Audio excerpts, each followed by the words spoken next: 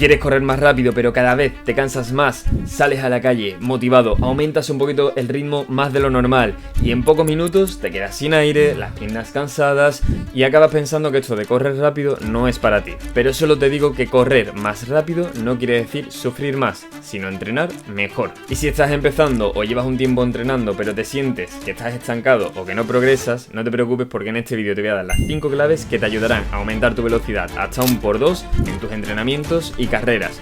Y al final del todo te voy a dar un tip con el que será imposible que no mejores o progreses en tus tiempos. Mi nombre es Luis Ramos, preparador de corredores y ayudo a personas como tú a prepararse su primera maratón en menos de un año con mi método Reto Maratón. Y ahora dicho esto, comencemos. No te hace falta unas zapatillas de última generación con fibra de carbono, un reloj súper caro o un pulsómetro que te mida hasta cuándo respiras. Lo único que te hace falta es seguir una serie de pasos que vamos a ver en este vídeo y que te van a ayudar de manera exponencial a aumentar tu velocidad. Y la primera clave y el primer paso es correr despacio. Aquí empezamos ya con algo que cuesta de asimilar y es que si al correr te cansas rápido, lo más probable es que vayas a un ritmo mucho más alto del que deberías. Y no te preocupes porque esto es un error que cometemos prácticamente todo el mundo cuando comenzamos y es que corremos a una intensidad intermedia de manera continuada que al final no es ni suave ni intensa. ¿Y qué pasa entonces? Pues que tenemos más fatiga, no vemos mejoras y al final de la semana nos vemos que tenemos peores sensaciones que cuando empezamos.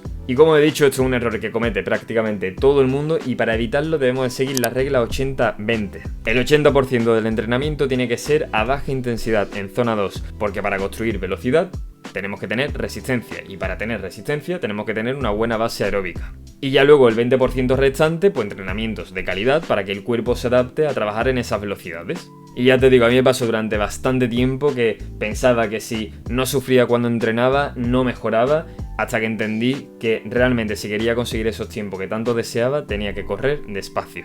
Y de hecho mis tiempos pasaron de ser estos a estos en menos de 4 meses, siguiendo este paso y los otros que te voy a decir a continuación. Vamos con la segunda clave.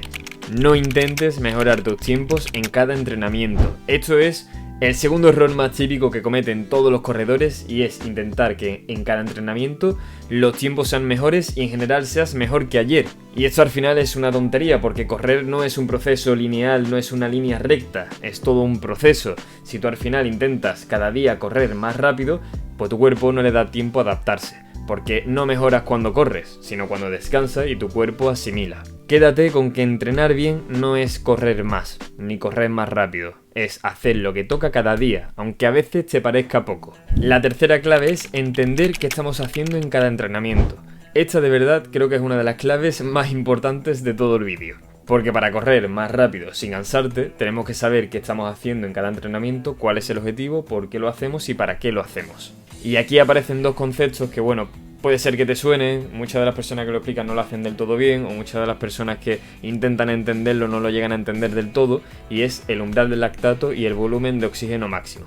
Vamos a empezar con el umbral del lactato, ya luego te explico el otro, pero para ir paso a paso. El umbral del lactato en líneas generales y para que todo lo entendamos es un ritmo que podrías llevarlo durante un tiempo pero no durante mucho tiempo. Es duro, es exigente y todavía un poco controlable. Y cuando entrenamos cerca de nuestra zona umbral mejoramos la resistencia, aumentamos nuestros ritmos, retrasamos la fatiga. Por eso muchos de los entrenamientos de calidad no buscan ir al máximo, sino cerca o por debajo justo de ese límite del umbral del lactato. Y ahora llegado a este punto te podrás preguntar, bueno, claro, ¿y cómo puedo calcular este umbral del lactato? Pues muy sencillo, lo puedes hacer tú mismo con un test de 30 minutos. Lo primero de todo, recuerda hacer un buen calentamiento. Si no sabes cómo hacerlo, te voy a dejar un vídeo por aquí en donde te explico cómo puedes hacer un calentamiento de tan solo 5 minutos.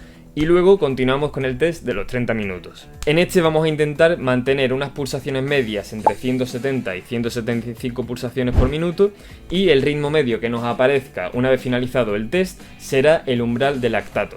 Todo ritmo que sea más despacio del umbral de lactato será zona aeróbica y todo ritmo que sea más rápido que este umbral de lactato será zona anaeróbica. Ahora continuamos con el volumen de oxígeno máximo. Aquí básicamente es la capacidad que tiene tu cuerpo de asimilar oxígeno mientras corremos. Cuando haces series cortas, vas a máxima intensidad, vas a un ritmo que te fatigue y que sabes que no podría mantener durante mucho tiempo. Aquí entrenamos el volumen de oxígeno máximo.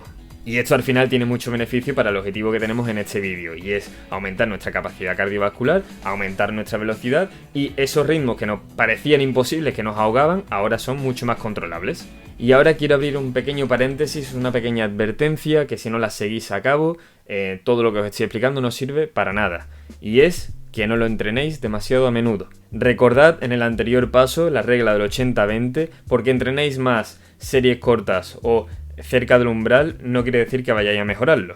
Si a nuestro cuerpo no le damos tiempo para descansar, a asimilar ese esfuerzo y a tener una buena adaptación fisiológica, al final todo este esfuerzo que estamos haciendo será en vano.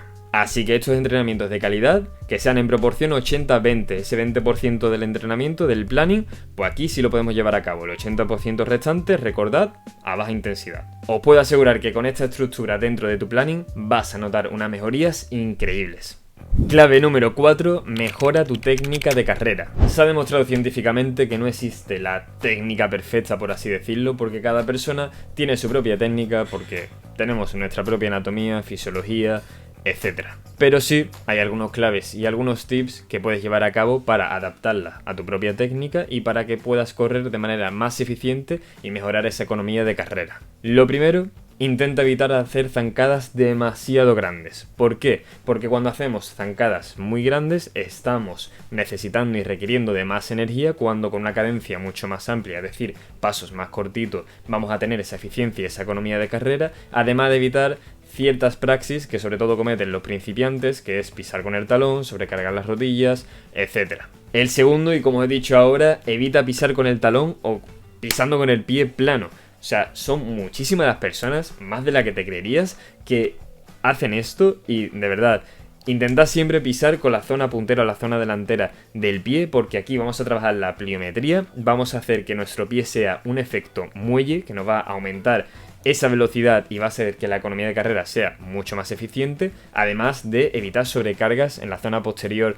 de la pierna, además también de articulaciones como rodillas, tobillos, etc.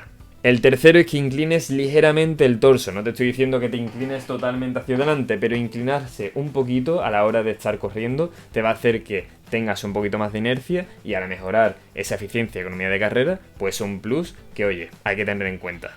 Y por último, hay unas cosas que se llaman brazos, y tú a la hora de correr, braceas. Bueno, pues hay personas que no bracean, hay personas que no cogen esto como una palanca de inercia que te pueden ayudar a mejorar esa economía y esa eficiencia a la hora de correr, y hay personas que al final corren con los brazos más bajos, otras más altos, pero en conclusión, mueve los brazos y utilízalo como efecto inercia, porque si te lo dejas estático o no lo mueves prácticamente cuando corres, al final están restando de manera directa o indirecta en tu velocidad.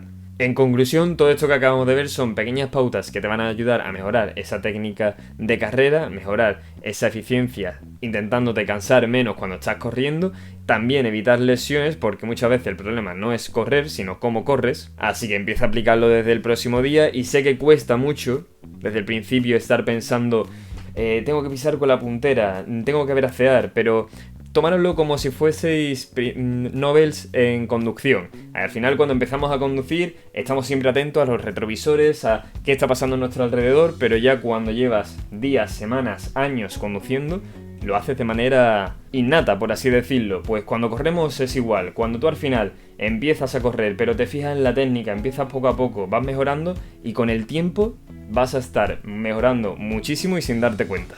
Y la última clave, la clave número 5, paciencia y constancia. Y no te vayas todavía porque creas que este paso ya te lo sabes, porque te puedo asegurar que el 90% de los corredores que dejan de correr, y este dato me lo acabo de inventar, pero la mayoría de personas que me encuentro que dejan de correr es porque no se lo ponen fácil. Y esto, todos los pasos que hemos visto anteriormente, es un claro ejemplo. Todo el mundo intenta correr lo más rápido posible. Desde el día 1 hasta el día 100 se piensan que van a poder correr un maratón y que va a ser una línea recta, que cada día van a correr más rápido. Al final son pensamientos y son objetivos surrealistas que la gente se propone y que al no conseguirlo se frustra, se cansa, se aburre y no le ve ningún sentido a este deporte. Si al final te haces una buena estructura, haces un buen planning y al final organizas en base a la regla del 80-20 como hemos estado hablando, te puedo asegurar que va a ser todo mucho más sencillo. Y de verdad, para construir un hábito, la manera más sencilla es ponértelo fácil desde el día 1. Y me da igual el punto en el que te encuentres, ya sea principiante o amateur, porque también he visto personas que llevan años corriendo y que lo dejan porque no saben cómo entrenar. Póntelo fácil, sea cual sea tu objetivo. porque te puedo asegurar que poniéndotelo fácil y disfrutando de cada día de ese camino hasta llegar a tu objetivo, eso es el verdadero progreso. Y ahí es cuando se desbloquea ese mundo de posibilidades y te empiezas a enamorar de este deporte y de todos los retos y todos los objetivos que te puedes llegar a marcar, porque creo que son infinitos. Y ahora que hemos llegado al final, te voy a dar ese tip que te prometí al principio, y es: calcula tus zonas de entrenamiento. De verdad, es imprescindible para progresar y conseguir cualquier objetivo que te propongas en el running. Vas a evitar sobrecargas, fatigas, que no progreses como deberías. De verdad, es algo que es imprescindible. Y por eso he decidido grabar un vídeo que te dejo por aquí, donde te explico paso a paso cómo puedes calcularlas tú mismo, teniendo o no teniendo pulsómetro. Además, te enseño cómo usar esas zonas y cómo aplicarlas en tus entrenamientos. Así que, ya sabes, aquí lo tienes. Nos vemos en los kilómetros. Chao, chao.